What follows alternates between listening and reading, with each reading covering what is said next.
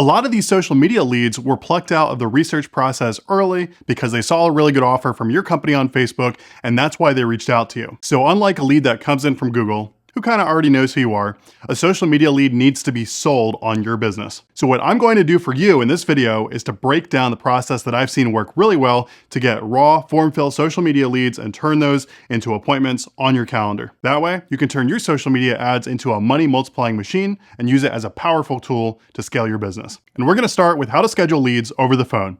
Let's dive in. There are 4 main components of getting a lead scheduled over the phone. And the first is the greeting. In that greeting, the customer needs to know that A, you're a pleasant person to talk to, and B, that they're the ones who reached out to you first. The customer should feel good talking to you. So you need to be very careful with your tonality. So close your eyes and imagine I'm calling you back from a company that you just reached out to. And yeah, actually close them.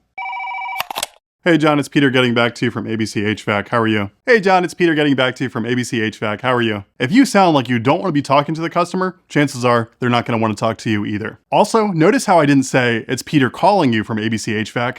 I said it's Peter getting back to you from ABC HVAC. Now that might seem unimportant, but this is where we let them know that they reached out to us first, which is absolutely crucial in an environment where everybody's being pounded by cold calls. Now, the second part is setting the agenda. So a lot of people hesitate when they get the prospect on the phone.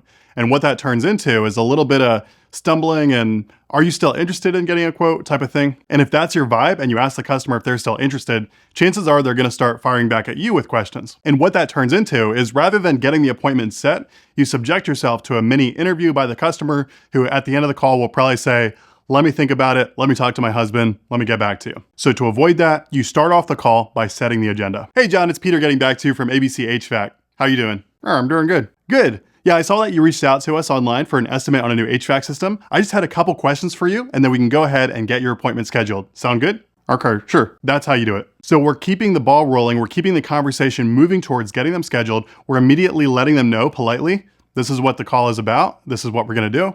And most people will just be like, all right, sure. So we're immediately signaling to the customer what the call is about, which is about getting them scheduled, and then we confidently just move forward. Now, the third part of scheduling appointments over the phone is the qualifying stage. You want to find out where they're located, make sure they own the property, and then find out what's going on with their unit. As you're asking questions about what's going on with their unit, you want to show concern and you want to make sure that they know you hear them. So tell me what's happening with your furnace.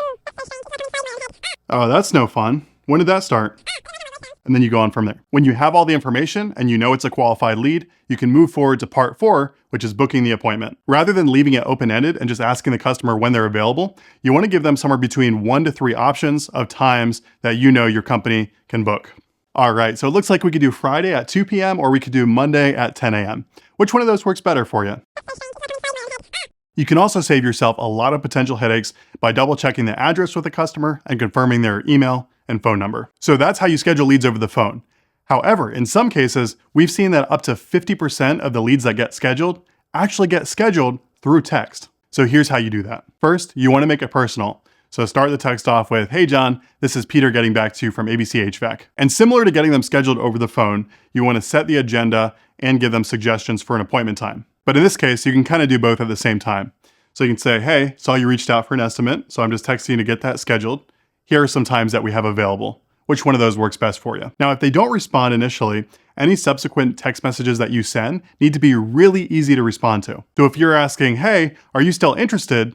You're causing the customer to have to think and have to decide like, oh, do I really want to do this right now? And then at that moment, respond to your text. So instead, you can make it so simple for them that all they need to do is reply back with a digit.